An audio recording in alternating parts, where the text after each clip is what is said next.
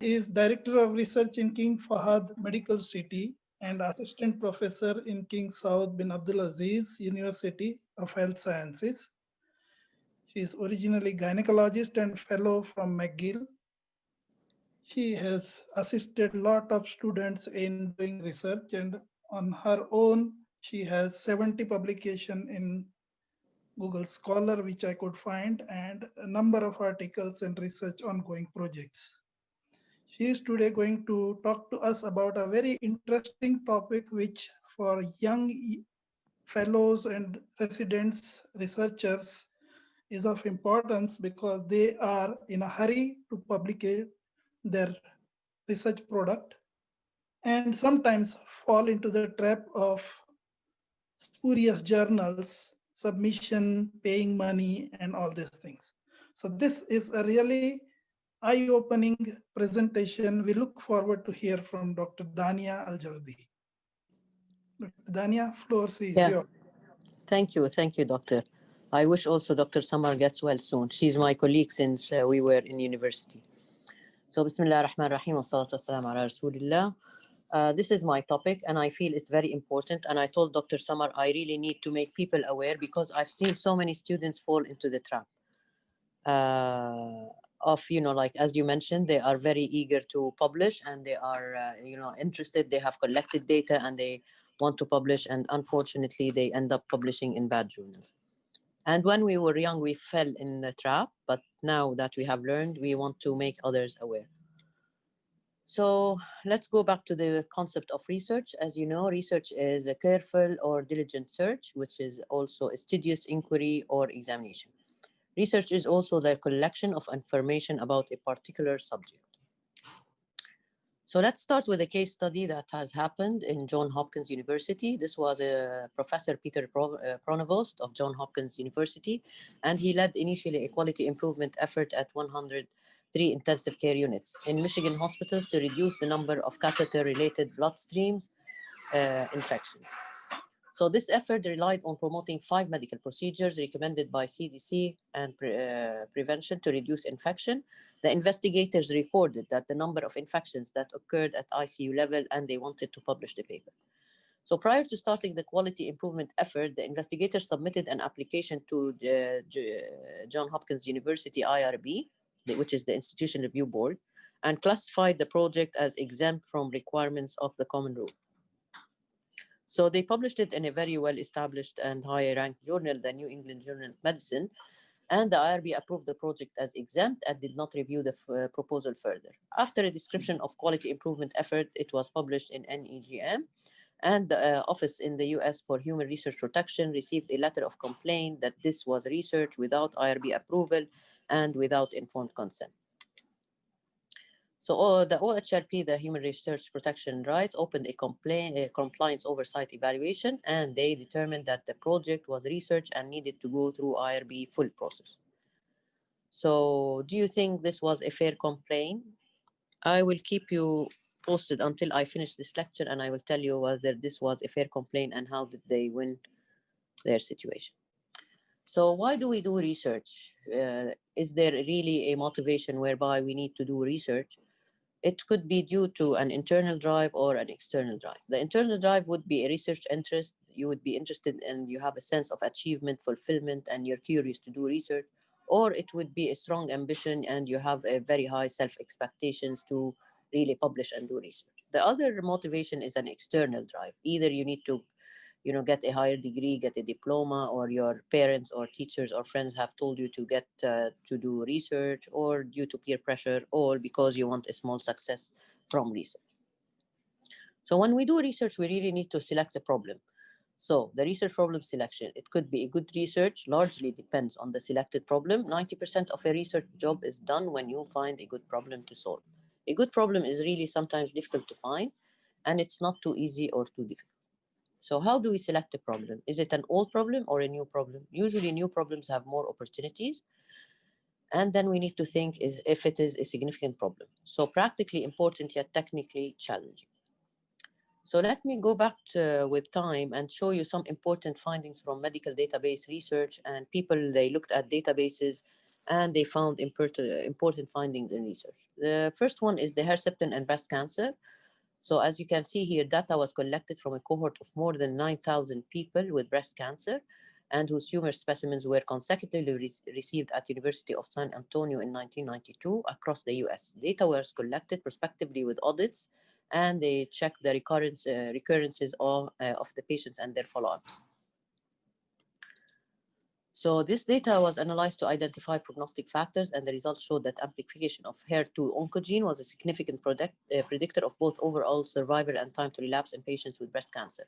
So this information really led to development of Herceptin, which is an important medication, a targeted therapy effective for many women with HER2 breast cancer.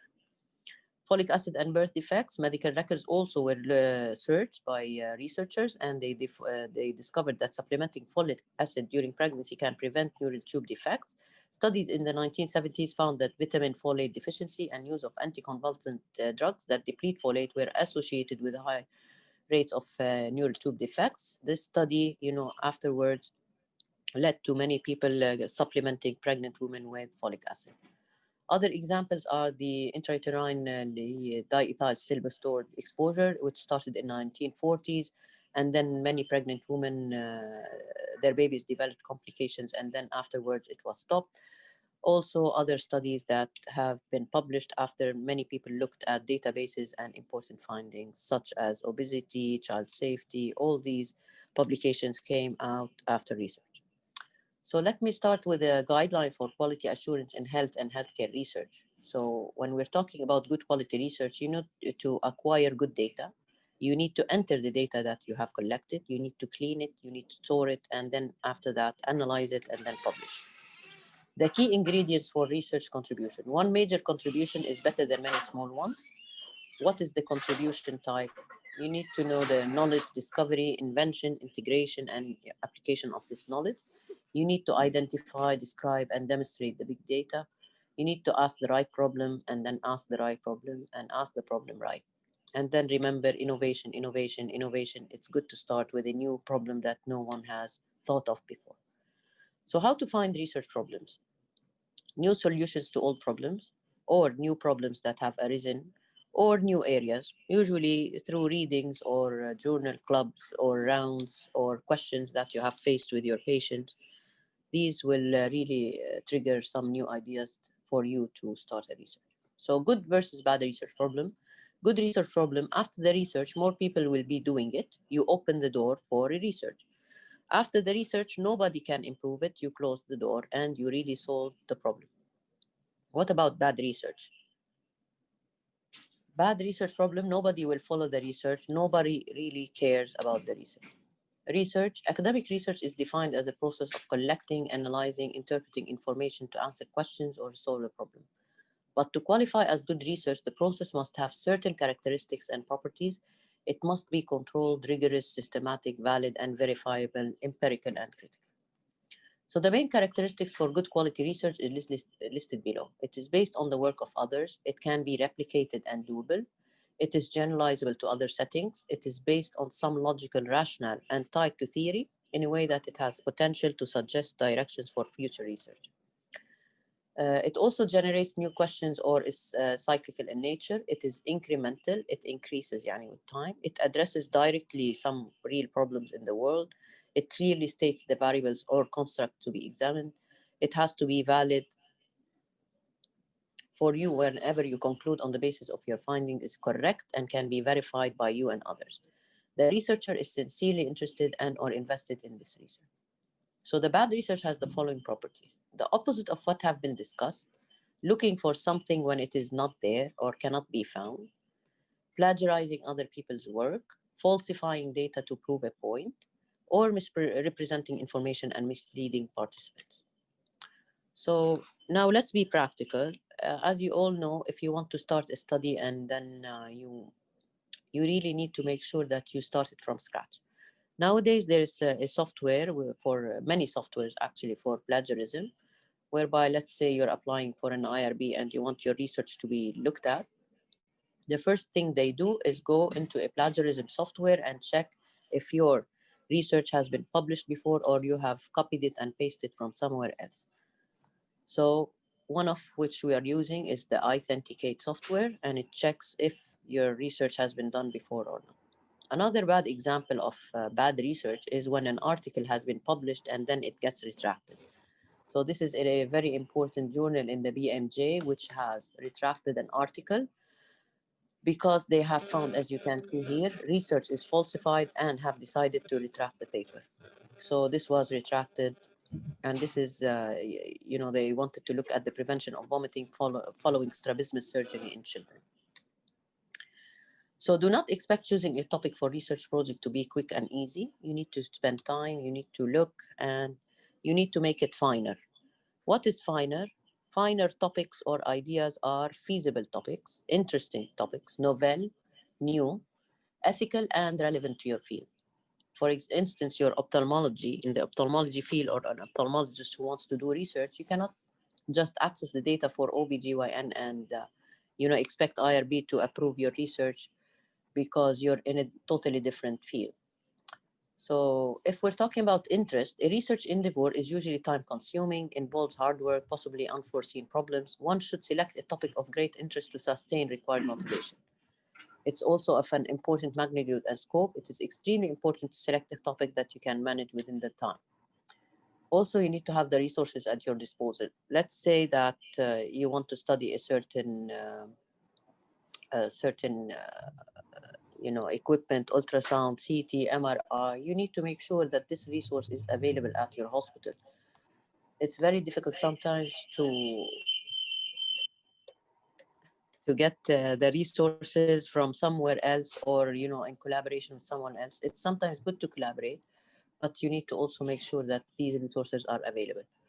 You also need to narrow the topic down, try to be specific and clear, because as we mentioned earlier, some of the students, interns, residents are very enthusiastic when they find a lot of data. So they want to really, develop a lot of questions and answers from that research. But it's my advice is to be specific and narrow on the topic. You also need to have a measure, something to measure, and an indicator that, like explains your measures. So how do you measure these words? What is efficiency? What is growth? What is malfunction? Also, the level of expertise. Some students and the residency, they need someone who is expert in the field. So make sure that you have an adequate knowledge of or expertise for the task you are proposing, since you need to do the work yourself. Relevance and significance, as we've mentioned. Ensure that your study adds to the existing body of knowledge. You need to bridge the current gaps, and also help in مثلا developing a new policy formulation. This will help you to stay in interest in the study. You need to make sure that the data that you want to study is available before analyzing your topic. Make sure that the data is available. Getting information for your research is very critical.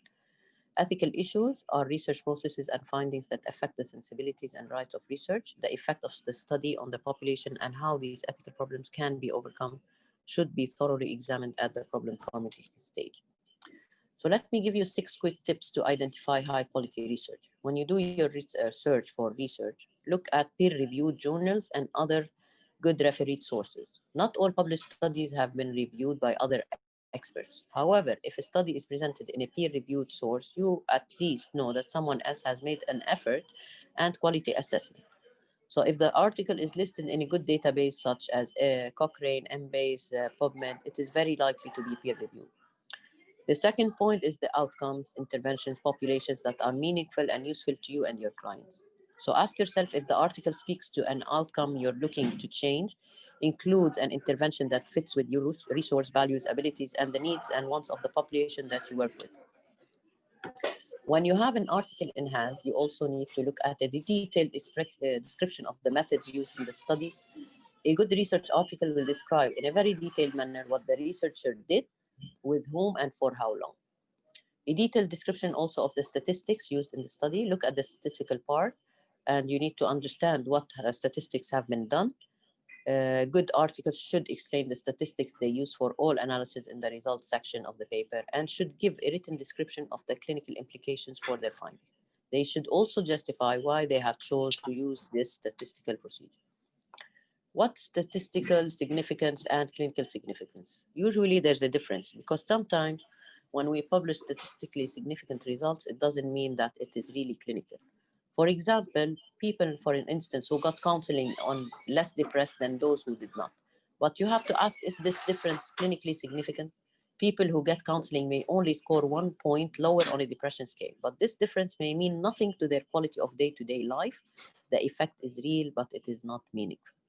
So, statistically significant does not mean always clinically significant. Conclusions: any conclusion drawn by the author should be read carefully.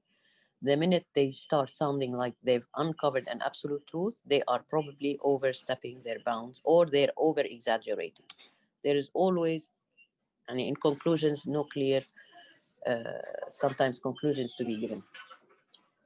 Uh, so in good research, you need to have credible evidence for research. It needs to be rigorous, reliable, reconstructed, and it needs to continuously improve with competitive edge and change in research culture and mentoring. We need people who can mentor other students or residents or fellows.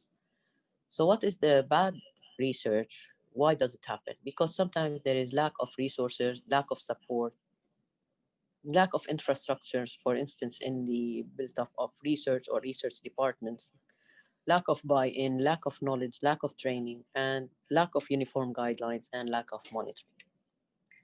So let's say that you have you've worked your idea through and you chose it to be finer. It was feasible, interesting, novel, and ethical and relevant. And now you've collected the data, you analyzed it, and you did your statistical analysis. You finished it. You wrote up the discussion, and you want to publish. So you need to think before you submit to a journal. So is the research you're really submitting to a journal, is it a trusted journal? Because many people think that any journal you can publish in, but many journals nowadays are really called predatory journals. So you need to think, check the journal, and then submit. So what's predatory? Predatory means you're prying upon others for food, مثلا. Predatory snakes. Or you're exploiting others out of greed or for personal gain. For example, a company's predatory practice or a journal predatory practice. This is an example of some of the emails I'm going to show you that I get on daily basis. Maybe I get 10, 15 emails just telling me to publish in their journals, and they assume or claim that their journals are peer reviewed and they're indexed and so forth. But with practice and time, I started knowing which are predatory and which are not. So these are predatory journals, as you can see. They mentioned open access publishing. They sent us emails, and they claim that they're open access, designed for widespread dissemination of research, and then all manuscripts will be subjected to double blind peer review process. Manuscripts that are considered within the scope and meet quality will be reviewed, and they say that it is indexed in Google Scholar, Crossref, CiteRoad, ResearchGate, World, which are really not good indexing sources. So this is another email. This is the International Journal Foundation. They sent me a cover letter manuscript template and they greetings from members. Please submit your manuscript to so and so. This is also predatory. This is another predatory email with the predatory journals that says it's indexed in International Scientific Indexing, which is not indexed. The right one is the Institute for Scientific Information, which is the ISI journals, not the International Scientific Indexing. And I've seen many of our students fall in the trap of submitting to ISI thinking that it is indexed, and these are predatory journals. This is another example. And as you can see here on daily basis, these are all emails that comes with, invitations. So predatory open access journals, there have been many publications making researchers aware, and they want to open our eyes and make sure that we don't publish in such journals. So there is two types of journals: the credible journals, which are peer reviewed. They undergo, the research under revision, and they undergo rejections. Predatory journals, most of the time, greetings, we adore your research, and the research gets published. So how to know the difference? The predatory journals usually promise publications, no peer review. They charge hefty fees. They publish anything and quickly. There is bogus editorial board, difficult to trace. There are more than 12,000 journals which are predatory. More than 400,000 articles gets published. Most publishers are in Asia and in India. Authors, unfortunately, 60% are Asians and 35% Indians. The predatory journals are not linked to or run by a credible scholarly, academic, or technical society, do not receive public funds, send spam emails, brag about their high quality of the journals, and they falsely claim that it is indexed. They feature an editor in chief who also edits numerous other journals, makes false claims about where the journal is indexed, promise fast publication, promise easy peer review, and have titles very close to those of highly respected journals, may include words international, world, global, universal. So please make sure you don't fall into the trap. How to spot a predatory journal? As I showed you earlier, you can get several emails with invitations to submit your papers, promises the researchers rapid publication, large editorial boards, impact factor without listing in JCR, which is our journal citation report by Thomson Reuters. They have physical location, street address, either not given or hard to find. The journal is not indexed by a major database such as JCR, Scopus, or the OIG. Advertise being indexed in Google Scholar. So for you as a researcher, you can go to Beale's list and check if this journal is predatory or not. You just can put the name of the journal and check if it's predatory or not. Other sources are predatoryjournals.com. You can also check on this website to make sure that the journal you're submitting to is not predatory. Other resources, you can go into Ulrich's periodical directory. You can go to JCR, which is Thomson Reuters, and then you can put the journals list and you can find these are the good index journals. Also, SMIGO Journal and Country Rank. You can go to the directory of open access journals and the directory of nursing journals. So as we mentioned, where to publish, level of difficulty, book chapter, conference, non-indexed journal, index journal is the top. Major journal indexing services, the Web of Science, Elsevier, DOAG, and Google Scholar. So these are top indexing. This is quality, mild to moderate, and this is low. So what is an ISI? ISI stands for Institute for Scientific Information. It was founded by Dr. Eugene Garfield in 1960. It was part of Thomson Reuters company in US. Now it is owned by Clarivate Analytics, and you can go to it from this website. ISI covers thousands of academic journals which are available via SI Web of Knowledge, part of Web of Science and database services. You can go to their website and check if the journal is predatory indexed or not. So there is also, in addition to the predatory journals, there is something called predatory conferences. They also tend to invite researchers to their conferences, and apparently when you go there, you find that it's a fraud.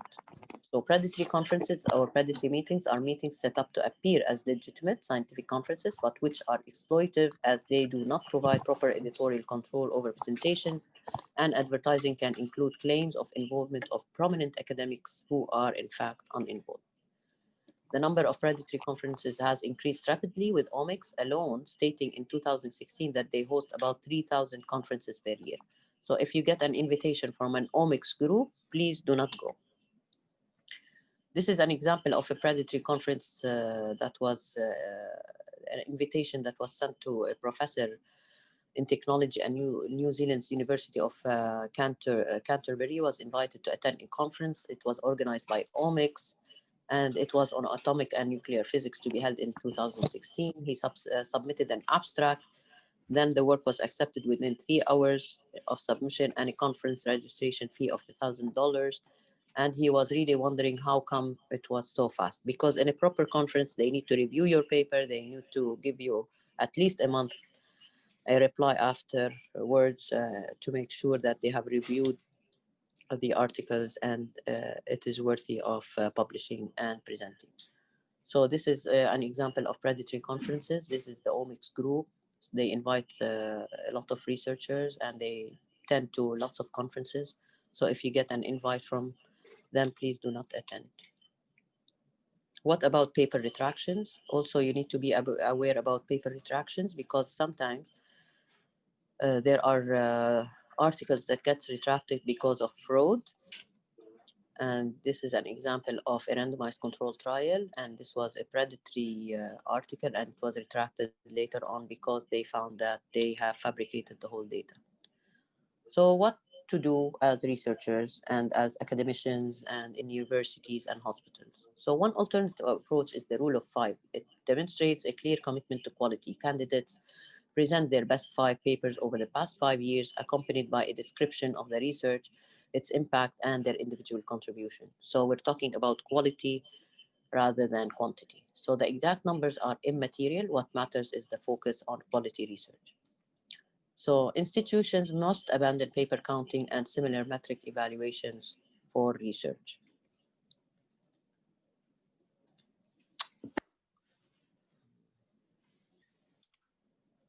So in conclusion, the publication of poor quality studies contributes noise to the literature. However, some published findings will be false and potentially misleading. So if we're serious about improving the quality of the medical literature, we need to make some systematic changes to the current drivers of publication, including improving peer review, having a system of post-publication feedback, promote the publication of research protocols and data sets, make funding available for replication of research studies, and change how we assess a researcher's publication record. We also need to improve the research training and supervision of our young clinical researchers.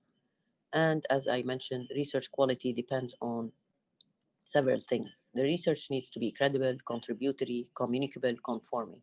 Credible means it has to be rigorous, consistent, coherent, transparent. Rigorous means internally valid, reliable, and contextual. Contributory, it has to be original, relevant to our field, and it can be generalizable. Communicable means that it can be accessible and it can be searched. Conforming, also ethical and sustainable and aligned with our regulations. So good quality research is purposeful, methodologically appropriate, technically competent, contributive, ethical, self-critical, and coherent. So as we said, research is a systematic investigation including research development, testing, evaluation designed to develop or contribute to generalizable knowledge.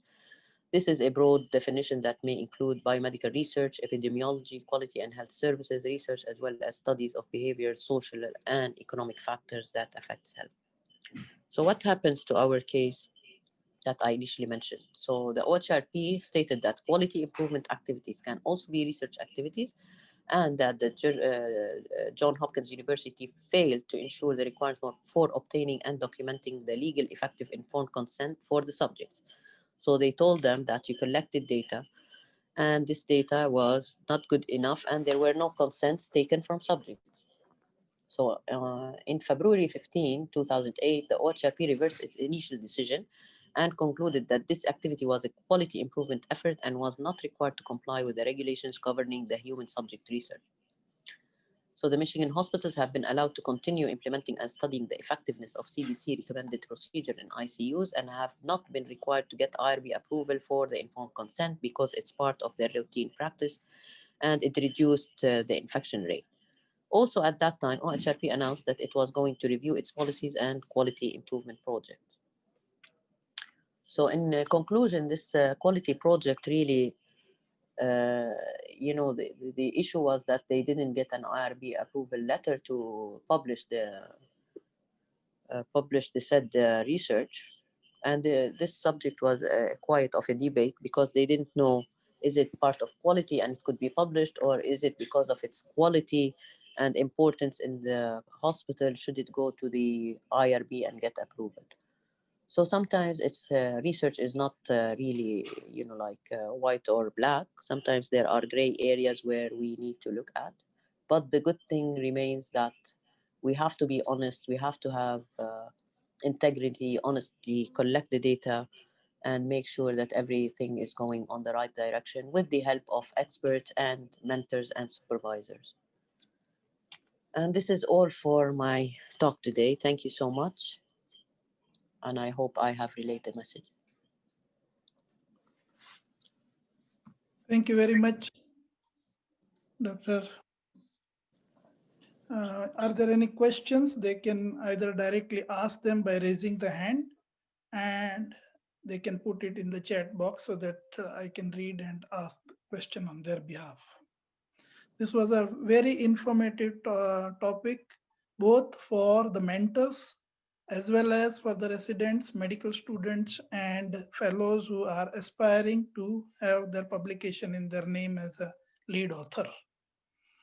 So thank you very much once again, and we look forward for having your collaboration in research projects which are probably linked to your area, originally gynecology and obstetric, but in other part as well, as because you have a rich experience in publication and mentoring the students.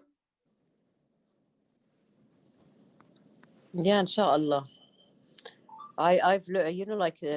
It's very sad. Sometimes you just see students coming to your office, and then when they try to publish, and they say, "Oh, Doctora, I've published in this journal," and then you find it's a predatory journal, and then at the end of the day, their work and their effort has gone into waste. The predatory journals, nobody cites your work. It is not indexed, and it's not considered for promotion in good reputable universities. That's why, after I've seen them fall many times into this trap, I said, no, I have to present it and present several lectures to make people aware about what's happening in research.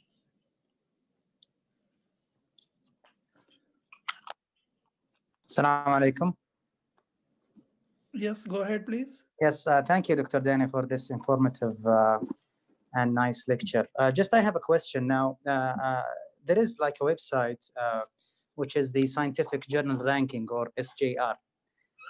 Do you have an idea if this website is credible, or we can depend on it in searching for predatory journals if the journal, for example, is not listed in that website? And the second question, just regarding one publisher, because I think maybe most, if not all of us, received emails from this publisher, which is the Intake Open.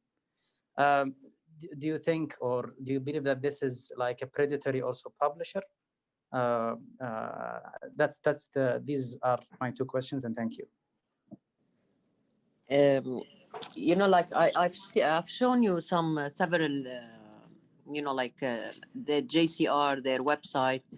You just can click here on their search button and check if this is an ISI journal. It depends on university or your hospital. Like at KFMC, we depend on the Web of Science and ISI journals and PubMed. So these are the journals that we, encourage our researchers to publish in. So this is for the ISI journals, index journals, and other journals that are indexed. It depends. Some are, indexed in PubMed. Now we started accepting some of the journals that are publishing in Google Scholar, though we did not encourage it a lot, but now we started accepting them. Embase, as I mentioned. But basically, we're depending on Web of Science, ISI journals, Clarivate Analytics, and the PubMed. Basically, those. Thank you very much. There are thousands of journals. So sometimes you inadvertently fall into the trap. So that's why you really need to check before you publish, and then you go to their website, check their address, check their editors, or ask your seniors, because most of the seniors know into which journals to publish because they have had the experience before. Sure, thank you. From ophthalmology point of view, one more tip is, if the journal is affiliated to some ophthalmic society, it might be reliable. It may take 1 or 2 years for those journals to come into the PubMed index, but their value is better than predatory journals.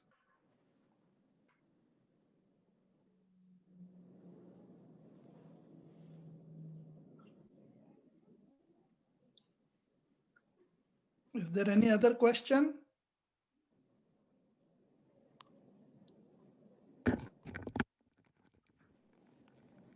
No. Then on behalf of Can research you hear me? department, yes, Dr. Rajiv, can you hear me? I'm not sure that. yes, Dr. Sosan. Okay, yes, thank you. Dr. Dania, thank you very much. I very much enjoyed your lecture, true eye-opener. I wanted to ask you whether is there any other gain in addition to the monetary gain, to the financial gain of these predatory journal? Is there any scientific or professional loophole or risk that we should be aware of in addition to losing the money? I believe it's not only the money because, like, let's say you want to cite my work. You cannot cite it because the good index journals or well cited journals would not accept your research if you're really referring to or citing journals that are predatory. Some of them are not accepting, like researchers that are depending on predatory research, like predatory journals. So they would reject your paper if they saw that you're citing anything from predatory journals. This is one. The second point you said is monetary. Like they're just taking your money, and then it is not indexed anywhere. If you want sometimes to look up مثلا you've worked on a hard مثلا or an important research and you want to look it up on the internet, it would not be found on PubMed, not on Google Scholar, not on anywhere that you're looking at, and all your work would be gone into waste. There's no way you can search and find the important work that you've spent hours and days and nights working on, because this predatory journal is not indexed anywhere. So all your work has gone into waste. That's the major point. Of course. Is there a possibility that the work can be copied verbatim and published in somebody else's name? Stolen? Yes, that's why I showed you some of the predatory, predatory, retractory, like retracted, sorry, papers that has been retracted from important journals, because they eventually found that it was a copy paste, and then there was a change of name, or a copy paste from a data that was fabricated and taken from someone else. Yes, fabricated data, I understand. But what I was, thinking of, if this could be like a backdrop, like a dark web, where people can collect Ah, studies yeah, that are use well meant, data. and then taken, since they're not published in a index journal, and difficult to find, that somebody else can actually steal them and attribute them. La, don't worry. Because the good journals have, like as I told you, the plagiarism Mhm. softwares where it can pick even those مثلا researchers that have been, like published in predatory journals. They Right. can pick up also those. Right, right. So basically, when somebody publishes in a predatory journal, the work does appear somewhere for somebody else to be able to copy it. So it Yes, does yes. appear. It's not like completely you pay your money and then you say, what did I do? Where is my work? Right? La, la. So, yeah, the good journals do pick it up. Yeah, Correct. they have very strong softwares whereby they can pick it up. Right, right. Yes. Thank you very much. Very important lecture. Thank you very much for your time. Thank you.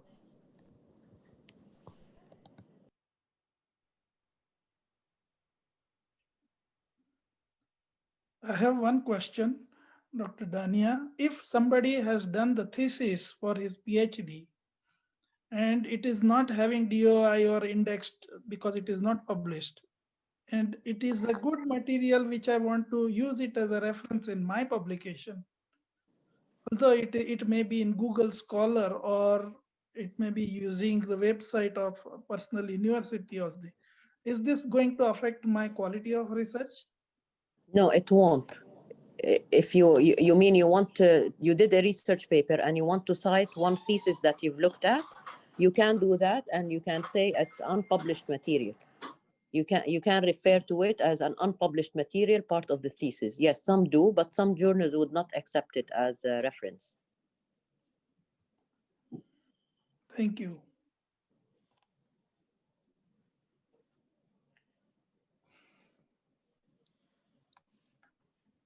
It is very heartening to see 114 participants still are there with us in the topic of research. So that shows how KKESH is having so much intensity for research and publication, and hopefully such type of internationally acclaimed as well as from other faculties researcher come and guide us, and that will enrich instead of just having routine grand rounds of research for explaining the steps of research in KKESH.